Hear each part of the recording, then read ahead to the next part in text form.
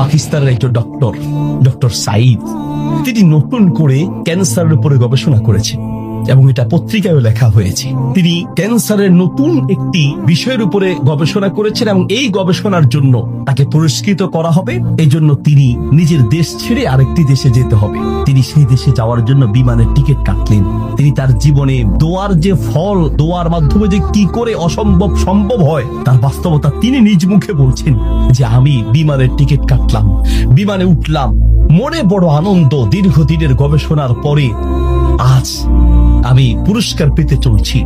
বিমানে ওঠার পরে 1 ঘন্টা কোন রকম বিমান চলার পরেই আমাদেরকে পাইলট বলল যে আপনারা বেল শক্ত করে বাঁধেন, কারণ বিমানের যান্ত্রিক ত্রুটির কারণে সামনে আগাতে পারবে না। আশেপাশের যে কোনো একটা এয়ারপোর্টে আমরা সুযোগ পেলেই সেখানে ল্যান্ড করব। তিনি বললেন। কিছুক্ষণ পরেই বিমানটা ল্যান্ড করলো। আমি একেবারেই ভেঙে পড়লাম যে আমার বোধহয় যাওয়া হবে না।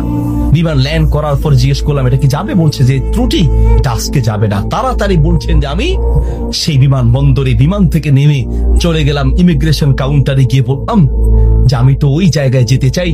পরবর্তী বিমান কখন? বলছে পরবর্তী বিমান কমপক্ষে 16 ঘন্টা পরে, আর এই বিমান যাওয়া সম্ভব নয়। তাহলে আমি কি করব? বলছে আপনি একটা কাজ করেন, যতদূর এসেছেন 3 থেকে 4 ঘন্টার মধ্যে আপনি পৌঁছাতে পারবেন যদি দ্রুত একটা প্রাইভেট কার নিতে পারেন। বলছে আমি তাড়াতাড়ি সেখান থেকে বের হয়ে ব্যাগটা হাতে নিয়ে দৌড়াতে এয়ারপোর্টের বাহিরে গিয়ে এক প্রাইভেট কার ঠিক করলাম। প্রাইভেট কার ওলাকে বললাম ভাই যত দ্রুত পারেন আগাতে থাকেন, টাকা নিয়ে টেনশন নেই, কারণ পুরস্কার তো বিশাল পুরস্কার, আপনি আগাতে থাকেন। প্রাইভেট কার ড্রাইভার গাড়ি চালাচ্ছে। তিনি বলেন মোটামুটি কিছুক্ষণ যাওয়ার পরে হঠাৎ বিশাল তুফান শুরু হলো। প্রচন্ড তুফান দেখে ড্রাইভার বলছে ভাই সামনে যাওয়া সম্ভব নয়। বলছে চেষ্টা করেন। বলছে দেখছেন কি অবস্থা, রাস্তাঘাট সব গাছ বালা ভেঙে রাস্তায় পড়ে আছে। যখন তুফান আরো প্রচন্ড বাড়তে লাগলো আমি অবশেষে নিরাশ হয়ে বললাম যে জীবন বাঁচানো দরকার, পুরস্কার দিয়ে কি হবে, নিজেই যদি মরে যাই থাক, পুরস্কারের চিন্তা নাই, সামনে যাওয়ার দরকার নেই। আশেপাশে বাড়ি ঘর দেখলেই কোন একটা বাড়ির সামনে গিয়ে দাঁড়ান, বাড়িতে গিয়ে অন্তত নিজের জীবনটা বাঁচাই। একটা ঘর দেখতে পেলেন, ড্রাইভার সেই ঘরের সামনে গিয়ে দাঁড়ালেন, দরজায় নক করলেন। একজন বুড়ো মহিলা বের হয়ে দরজা খুললেন। বলছে বুড়িমা আমরা মেহমান বিপদে পড়েছি, বাহিরে তুফান চলছে, একটু আশ্রয় চাই, কোন পুরুষ থাকলে বলেন। বলছে ভিতরে চলে আসেন, কোন পুরুষ আমার ঘরে নাই, তবে আপনারা বসেন, নিশ্চিন্ত থাকেন, আমি আপনাদের মেহমানদারির ব্যবস্থা করি। বলছে ঘরে পুরুষ নেই তো কোথায় গিয়েছে? বলছে কি বলবো দুঃখের কথা, কিছুদিন আগে আমার ছেলে এবং আমার স্বামী তো আগেই মারা গিয়েছেন, আর কিছুদিন আগে আমার ছেলে এবং ছেলের বৌমা দুইজন একসাথে অ্যাক্সিডেন্ট করে দুনিয়া থেকে বিদায় হয়েছেন। বাড়িতে শুধু আমি আর আবার নাতিটা আছে। বলছে আপনারা বসেন, একটু মেহমানদারি ব্যবস্থা করি। মেহমানদারি হিসেবে কিছু খাবার দিয়ে ডক্টর সাইদের সামনে দিলেন, আর বুড়িমা তিনি নামাজে দাঁড়ালেন।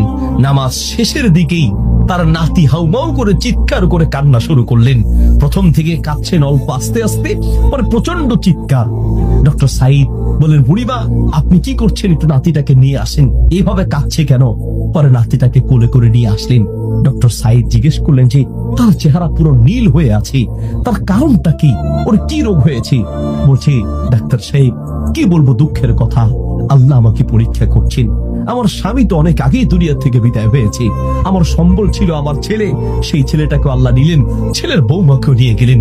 আমার এই নাতিটা কোন রকমে আমার কাছে ছিল, তাই সে যায় নাই, এই জন্য অ্যাক্সিডেন্ট করে তারা মারা গিয়েছে, কিন্তু ছেলেটা রয়ে গেল।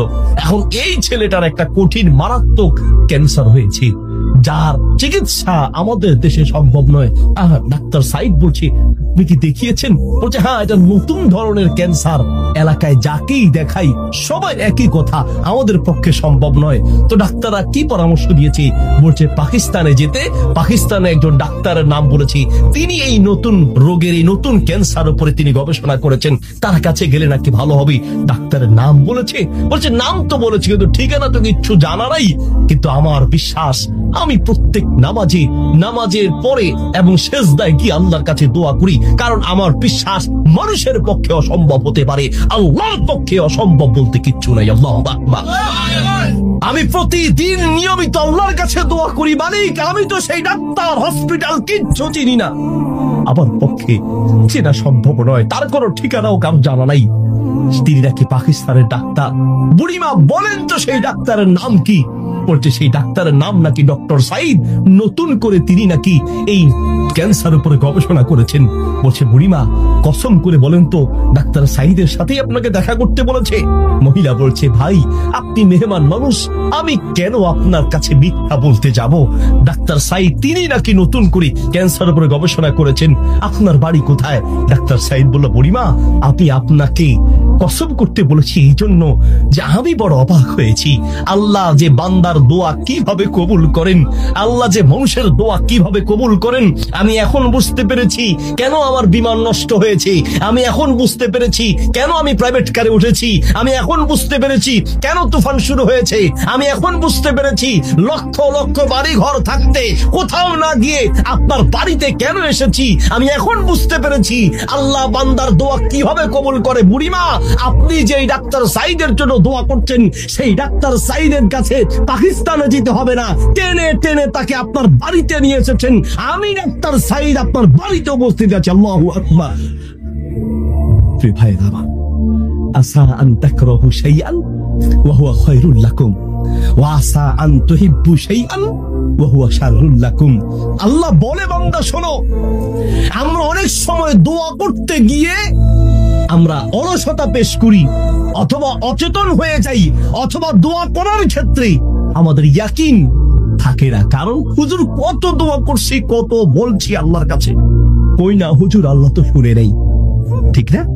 অনেকের কথা অনেক হুজুর দোয়া করার জন্য বলেন, কত দোয়া করছি হুজুর, তাহাজ্জুদের সময় দোয়া করছি, শেষ রাতে দোয়া করছি, চোখের পানিতে মুখ ভাসিয়ে দোয়া করছি, কত চাইছি আল্লাহর কাছে, হুজুর আল্লাহ দেয় নাই। শোনেন আল্লাহ বলেন বান্দা মাঝে মাঝে আমি তুমি চাও আমি দেই না, এই যে আমি দেই নাই হতে পারে আমি এই না দেওয়ার মাঝেই তোমার কল্যাণ আছে। আল্লাহু আকবার।